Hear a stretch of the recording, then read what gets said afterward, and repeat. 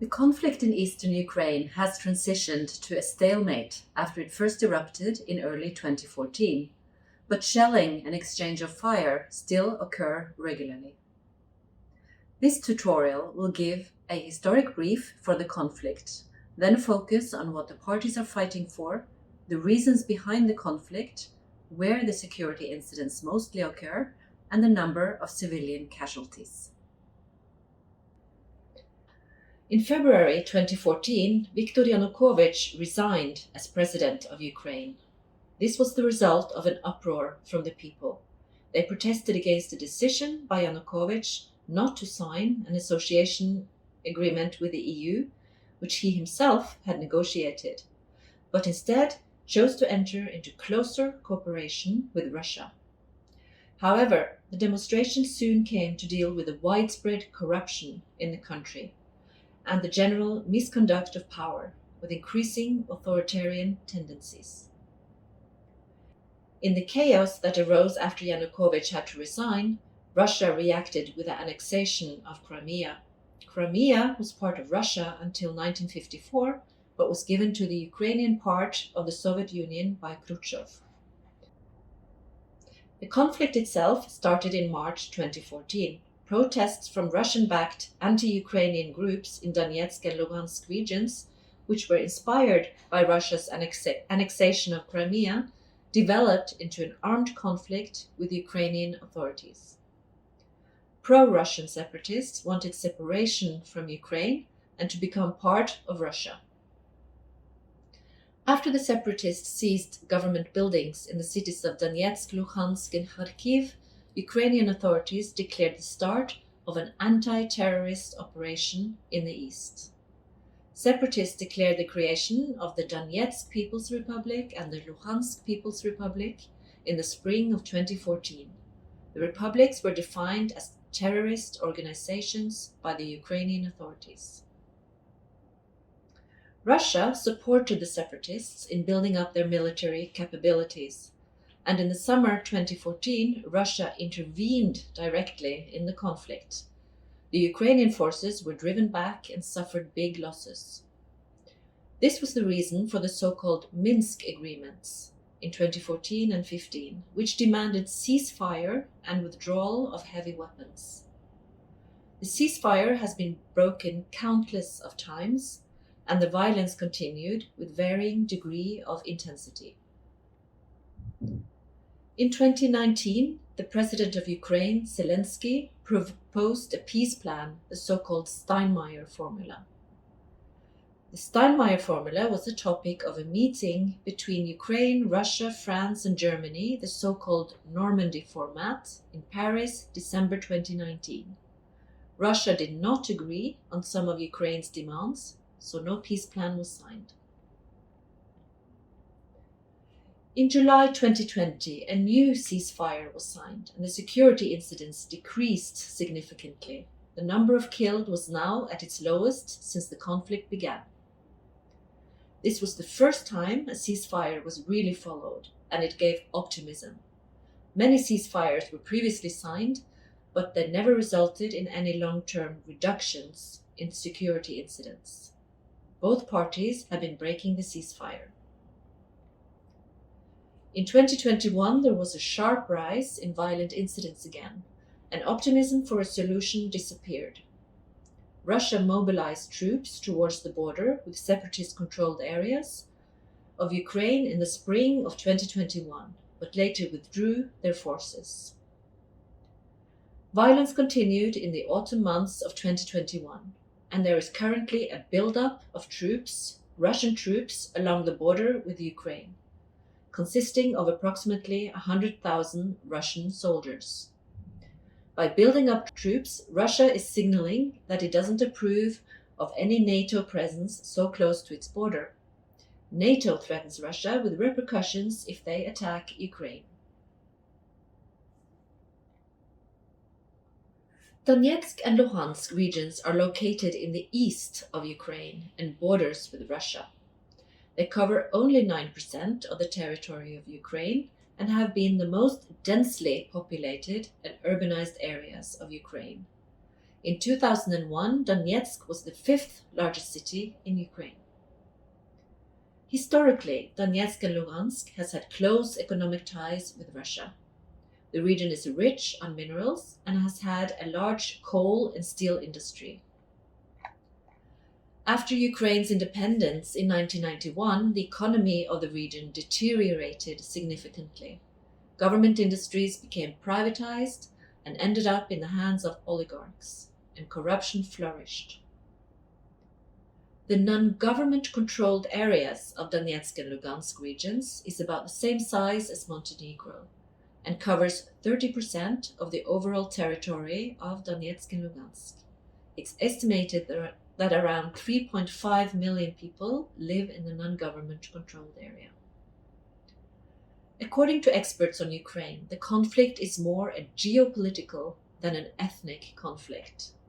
About 17% of Ukraine's population consider themselves ethnic Russians and live mainly in the east. However, a much bigger part of the population in Ukraine, perhaps about 50%, use Russian instead of Ukrainian as an everyday language. Also, a big part of the Russian-speaking population identify themselves as Ukrainians. Many of them also reacted with anger to the annexation of Crimea and do not support the pro-Russian separatists in Donetsk and Lugansk. However, geopolitically, Ukraine is divided into two parts. In the western part, the population wants closer integration with Europe, while in the eastern part, where most ethnic Russians live, many feel a greater sense of belonging to Russia. So what are the separatists fighting for? In the first phase of the conflict, the leadership of the separatist republics wanted independence and in a distant future to become part of Russia. They launched the idea of Novorossiya, an area that for historical and ethnic reasons should belong to Russia. Most observers agree that it's the Kremlin that has the final say in the direction of the conflict. So far, the Kremlin has seemed to reach the conclusion that strong, autonomous territories within Ukraine would serve Russia's interests best. However, with the recent rise of tension on the border, it's yet to be seen if Russia's stance has changed. Limited interviews and surveys indicate that the local population in non-government controlled areas feel distant from Kiev and disappointed with Moscow and the local authorities. They are tired of war and want reconstruction, help, and a solution that creates peace. The Special Monitoring Mission, SMM, of the OSCE reports weekly on the number of ceasefire violations. In 2019, the SMM registered close to 300,000 ceasefire violations. This was about the same amount as in 2018 and 25% lower than in 2017. In 2020, the number of ceasefire violations decreased by 55% compared to 2019. This was due to the strengthening of the ceasefire in July 2020. 2021 has showed a sharp increase in ceasefire violations compared to the period after the ceasefire in July 2020. Typical ceasefire violations are explosions, projectiles, missiles, shooting, IEDs, and discovery of weapons. So where do the ceasefire violations mostly occur? The map on the screen, published by OSCE from January 2021, shows that most security violations happens close to or on the line of contact, both on the government-controlled side and on the non-government controlled side. The orange and red spots on the map show where there have been most incidents. Most ceasefire violations in 2020 occurred at 4 hotspots: the area Adilivka, Yasunovata, Donetsk Airport, the area Popasna, Salotye, Pervomaisk, northwest of Luhansk, the area east and northeast of Mariupol in the south, and the area southwest, south, and southeast of Svitlodarsk. In total, more than 14,000 people have been killed since the conflict started. The total number of civilian deaths exceed 3,000, and more than 7,000 civilians have been injured. In the last 5 years, the OSCE confirmed more than 1,000 civilian casualties. Close to 200 of these were killed. As you can see from the diagram, the number of civilian casualties has declined gradually. In 2017, the number of casualties was close to 500. This year, per September 2021, there were around 80 civilian casualties. Civilians are not directly targeted, but get caught in the crossfire. Some of the areas around the contact line are quite densely populated, especially around Donetsk city. Military positions have been placed near residential areas. Most casualties in the conflict are due to shelling. However, over the years, more people have been killed by mines and explosives than other weapons. Ukraine is one of the countries with most mines.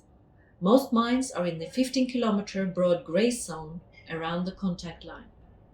There is no systematic mine clearance going on. Mines are lying along the roads, in the agricultural areas, on the riverbanks, and in the cemeteries. There have been most civilian casualties in the non-government controlled areas of the Donetsk region. The fewest casualties are in the government controlled area of the Luhansk region. Security incidents along the line of contact is also a danger for children and employees in schools. Schools have been damaged as a result of artillery attacks and shooting. Many security incidents have occurred within 1 kilometer from schools. Many children are traumatized from artillery attacks. In some places, children have had to cross the contact line to go to school.